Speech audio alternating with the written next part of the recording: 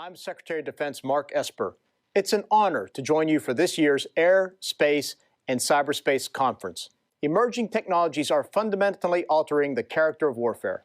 Our air, space, and cyber personnel will be at the forefront of tomorrow's high-end fight. In the years ahead, wars will be fought not just on land and sea or in the air as they have for the past century, but also in outer space and cyberspace in unprecedented ways. Our near-peer rivals, China and Russia, seek to erode our long-standing dominance in air power through long-range fires, anti-axis aerial denial systems, and other asymmetric capabilities designed to counter our strengths. Meanwhile, in space, Moscow and Beijing have turned a once peaceful arena into a warfighting domain. They have weaponized space through killer satellites, directed energy weapons, and more in an effort to exploit our systems and chip away at our military advantage. Furthermore, our competitors and adversaries exploit cyberspace to undermine our security without confronting our conventional strengths. Thanks to our largest research and development budget in the department's history, we are advancing critical technologies to maintain our military edge in areas such as hypersonic weapons, directed energy, and autonomous systems. In June of this year, the department published the Defense Space Strategy, the first of its kind guidance to achieve a secure, stable, and accessible space domain, now and in the decades to come.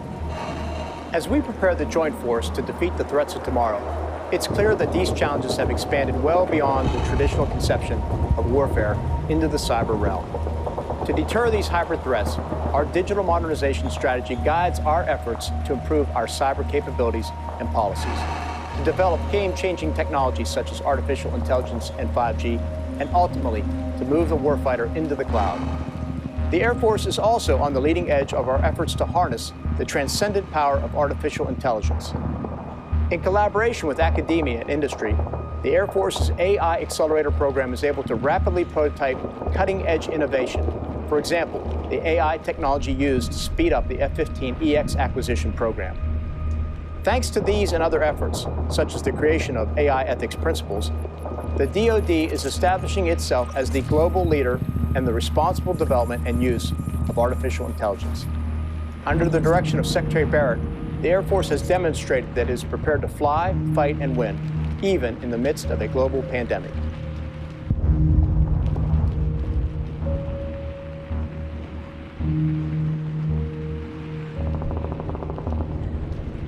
The past 100 years have been what historians now call an American century. Americans have become accustomed to their place at the top of every pecking order. So the very idea of another country that could be as big and strong as the US or bigger strikes many Americans as an assault on who they are. The past 500 years have seen 16 cases in which a rising power threatened to displace a ruling power. 12 of those ended in war. A seemingly unstoppable rising China, accelerating towards an apparently immovable ruling US, on course for what could be the grandest collision in history. Thucydides wrote famously, "It was the rise of Athens and the fear that this instilled in Sparta that made the war inevitable." Which brings me to the big idea, Thucydides' trap. Thucydides' trap is a term I coined several years ago to make vivid Thucydides' insight. Thucydides' trap is the dangerous dynamic that occurs when a rising power threatens to displace a ruling power, like Athens, or Germany 100 years ago, or China today, and their impact on Sparta, or Great Britain 100 years ago, or the US today. As Henry Kissinger has said, once you get this idea, this concept of Thucydides' trap in your head, it'll provide a lens for helping you look through the news and noise of the day to understand what's actually going on.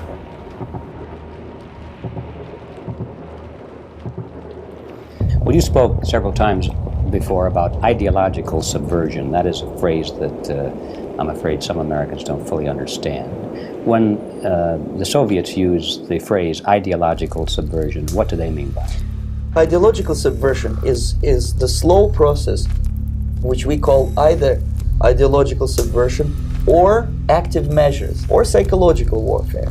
What it basically means is to change the perception of reality of every American to such an extent that despite of the abundance of information, no one is able to come to sensible conclusions in the interests of defending themselves, their families, their community, and their country.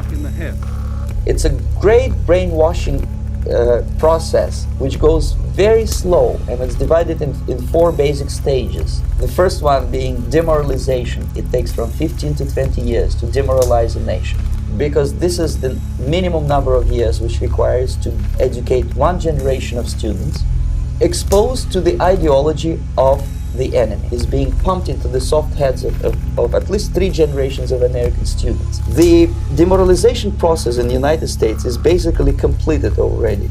Most of it is done by Americans to Americans, thanks to lack of moral standards. Exposure to true information does not matter anymore. A person who was demoralized is unable to assess true information, the facts. Even if I shower him with information, with authentic proof, with documents, with pictures, he will refuse to believe it until he is going to receive a kick in his fat bottom. When a military boot crashes his balls, then he will understand, but not before that. That's the tragic of the situation of demoralization. The next stage is destabilization. This time, subverter does not care about your ideas and the patterns of your consumption. Whether you eat junk food and get fat and flabby, it doesn't matter anymore. And it takes only from 2 to 5 years to destabilize a nation. What matters is essentials: economy, foreign relations, defense systems. The next stage, of course, is crisis. It may take only up to 6 weeks to bring a country to the verge of crisis. And after crisis, with a violent change of power, structure, and economy, you have so-called the period of normalization. It may last indefinitely. Normalization is a cynical expression borrowed from Soviet propaganda. This is what will happen in the United States if you allow all these schmucks to bring the country to crisis, to promise people all kind of goodies and the paradise on earth, to destabilize your economy, to put a big brother government in Washington, D.C., who will promise lots of things, never mind whether the promises are fulfillable or not. The time bomb is ticking every second.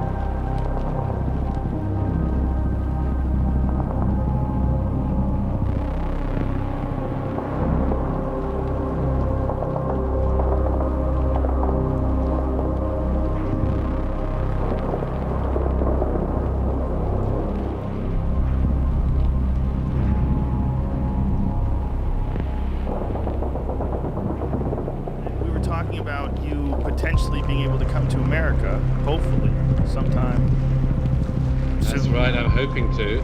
It would be nice to be with you for the end times. Well, I've escaped to Texas, so I think I'll avoid the end times for at least a couple of months. I think we'll know. You think that's what it might have bought you?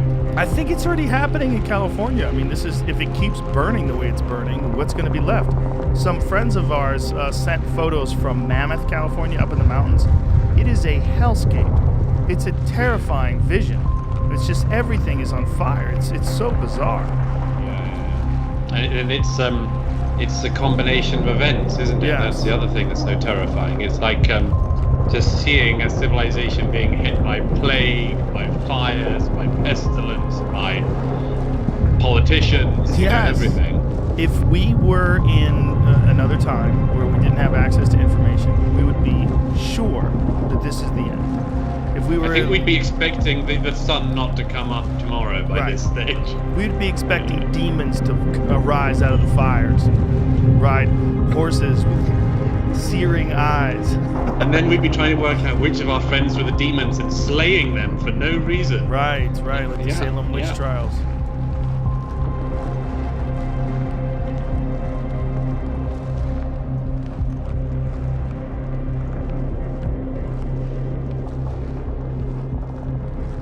Brute facts are hard to ignore. 4 years ago, Senator John McCain asked me to testify about this to his Senate Senate Armed Services Committee. And so I made for them a chart that you can see that said, compare the US and China to kids on opposite ends of a seesaw on a playground, each represented by the size of their economy. As late as 2004, China was just half our size. By 2014, its GDP was equal to ours. And on the current trajectory, by 2024, it'll be half again larger. The consequences of this tectonic change will be felt everywhere. For example, in the current trade conflict, China is already the #1 trading partner of all the major Asian countries. Which brings us back to our Greek historian. Harvard's Thucydides trap case file has reviewed the last 500 years of history and found 16 cases in which a rising power threatened to displace a ruling power. 12 of these ended in war. Few of these wars were initiated by either the rising power or the ruling power. So how does this work?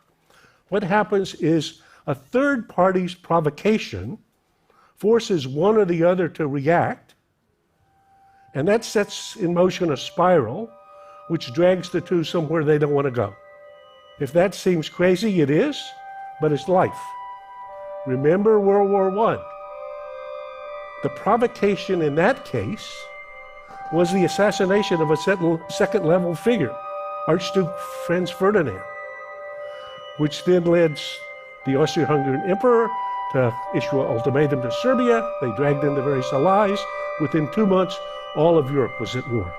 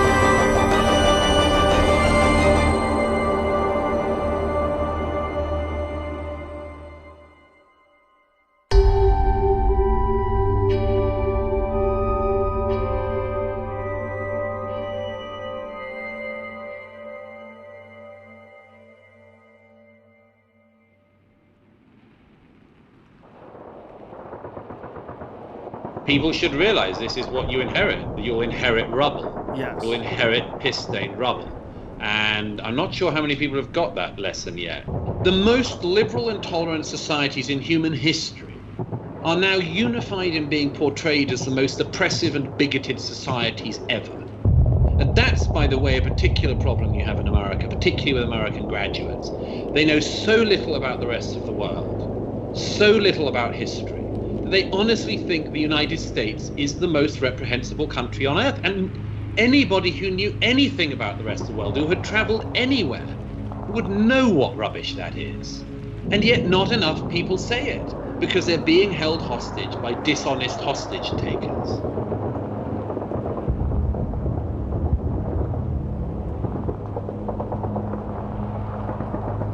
The problem with going along with being told to bend the knee, raise the fist, jump through the hoop, is that it demoralizes you. And it makes you a smaller person inside. You will be demoralized because you'll know that you shouldn't have done that, and at some level you will think badly of yourself for having done it. You'll feel regretful, you'll feel cowardly, and it will affect your life in other ways. And the opposite is also true. The person who doesn't stand with the mob, the person who doesn't go along with the mob, the person who refuses to walk with the crowd, will feel quietly but significantly better about themselves, and I think will be a better person, and they will achieve more in their lives, whatever that is, because they will have self-respect. And that's what totalitarian movements across history always knew, was that you grind people down and make them agree to lies, because you will then be able to make them do anything. You know, there's this, if I can say so, there's this very, very telling thing that happened in the communist era in Eastern Europe. Václav Havel, great late Czech leader, says this when he was one of the great Czech dissidents, playwrights of the period in the 60s and 70s. He wrote a piece once, which is really worth reading again today, where he cites the example of a greengrocer in Prague who has to put up in his window, like everyone else, the notice that says, "Workers of the world unite." And it's sent by party headquarters to all greengrocers, and you all have to hang it. And Václav Havel says a number of things happened from this.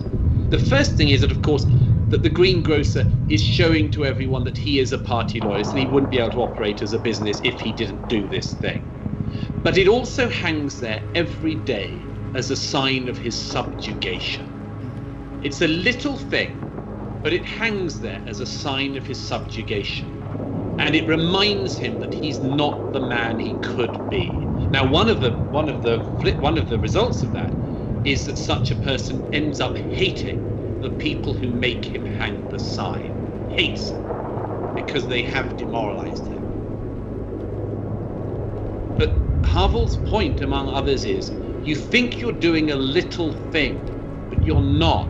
You are diminishing your soul by doing this, because you know that you could be something more than the person who just has to hang whatever party headquarters tells you to hang this week.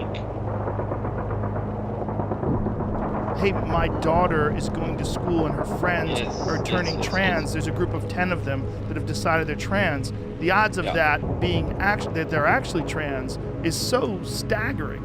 And it's more likely there's some sort of psychological phenomena going on. But if you bring that up, people are thinking that it discredits actual trans people. No, we're talking about human beings are malleable. This is something we all know. There's a reason why cults exist in the first place. Human beings are very subject to manipulation, to influence, to suggestion, and also the praise that these young girls are getting for stepping out and saying that they're trans.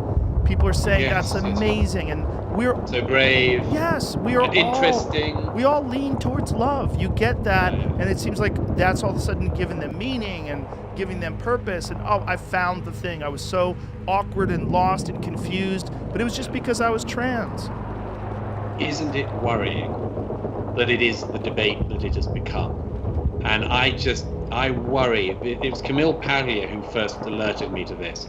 I worry about the dominance that trans has taken, precisely where we started off, because it's an end of empire discussion. Yeah, you know this?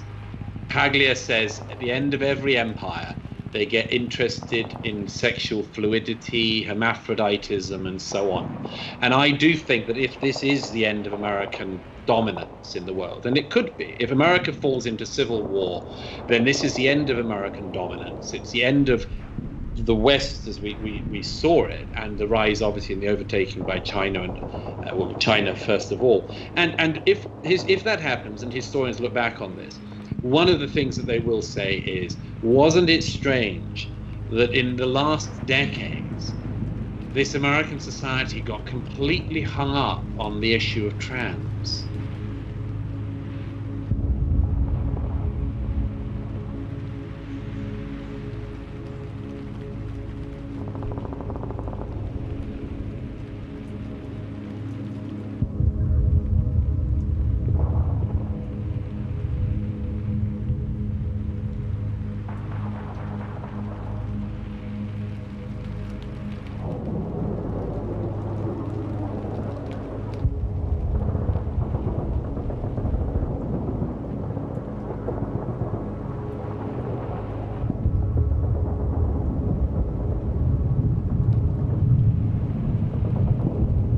It will be seen to be a late empire, a bad sign of things falling apart, on top of the multitude of other bad signs that you, particularly in America, have all around you at the moment. That is fascinating that the end of empires, they get really concerned with gender and hermaphrodites and those things. Like that's universal. Well, it certainly happens at the end of the Greek and Roman empires. Wonder what that is. I think it must be something to do with those boundaries and all other boundaries starting to erode. I mean, the nature of society is that we have certain fixed ideas that we agree on. I mean, by the way, trans is a brilliant one, because the whole non-binary thing is a brilliant one if you wanted to pull apart society, because, again, get people to pretend that men and women don't exist. Get people to pretend that one of the things that we've all known from the beginning doesn't exist, yeah. And you can do all of the other stuff too. It's a brilliant one to demoralize people on. The demoralization process in the United States is basically completed already. Most of it is done by Americans to Americans, thanks to lack of moral standards. It's being pumped into the soft heads of at least 3 generations of American students. Somebody, a Labour MP, said recently on television, she actually had the gall to say on television, she said children are born without sex. Like penises and vaginas are so 20th century, and you know, if you do that stuff, then of course people end up, they just doubt everything, and that's why these things worry some of us, because if everybody is persuaded to doubt what they see with their eyes, then they can be persuaded to fall for absolutely anything next. In the years ahead, wars will be fought not just on land and sea or in the air as they have for the past century, but also in outer space and cyberspace in unprecedented ways. As we prepare the joint force to defeat the threats of tomorrow, it's clear that these challenges have expanded well beyond the traditional conception of warfare into the cyber realm. Or psychological warfare. What it basically means is to change the perception of reality of every American to such an extent that despite of the abundance of information, no one is able to come to sensible conclusions in the interests of defending themselves, their families, their community, and their country. It's a great brainwashing process. Is a global war coming? Of course. There's never been a century that didn't have a global war.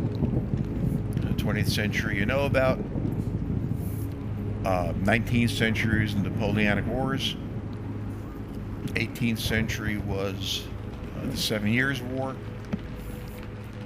We can go back and back and back and back. But if you don't think there's a global war coming, then you're saying that the 21st century is going to be the first century in which there isn't a global war. In fact, global war, all war is sitting with you right now. I present to you the iPhone. The foundation of this phone is a microchip. The microchip was developed to guide U.S. intercontinental ballistic missiles against Soviet targets. It had to have a small computer in it. It had to be very light. It had to be very accurate. And the microchip was the solution. And all of the weapons that we used during the Cold War to threaten the annihilation of humanity was built on the microchip. Take a look at the other thing. You have a camera in your phone, the digital camera. That was developed by the U.S. National Reconnaissance Office for spy satellites. There's GPS. GPS was invented by the United States Air Force to guide cruise missiles to their targets and to our Army units' precision in their land navigation. It was invented to let soldiers know where they were. All of this is designed to get to the place where all humanity lives, which is the internet.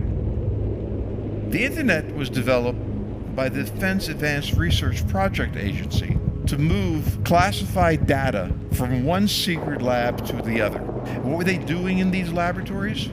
Doing research on nuclear wars, because that was the big story then.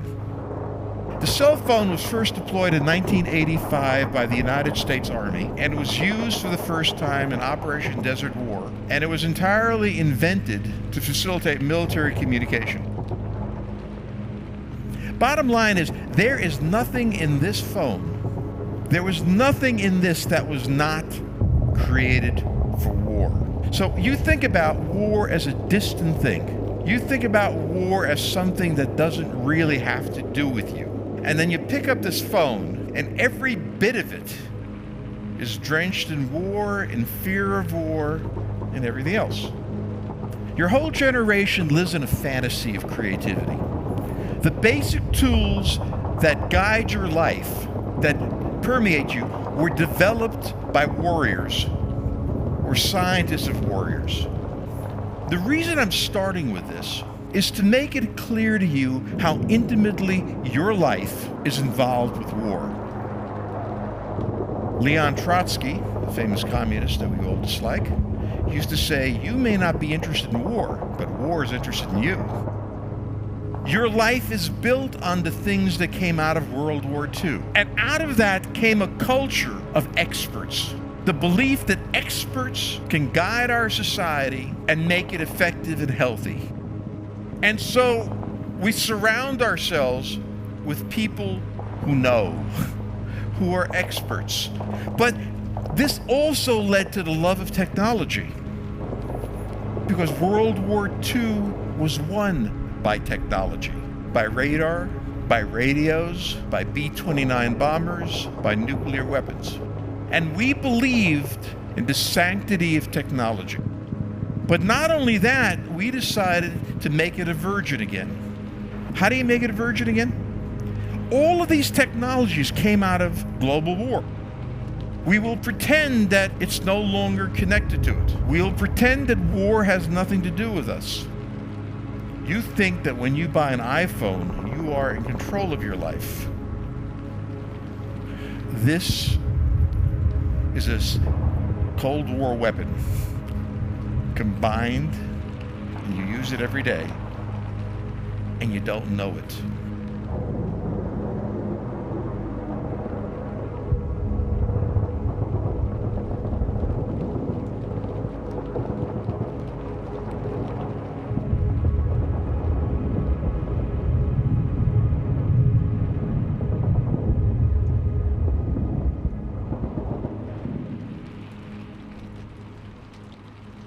When it starts, you will be stunned.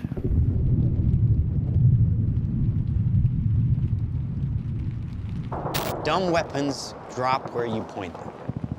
Smart weapons consume data. When you can find your enemy using data, even by a hashtag, you can target an evil ideology right where it starts.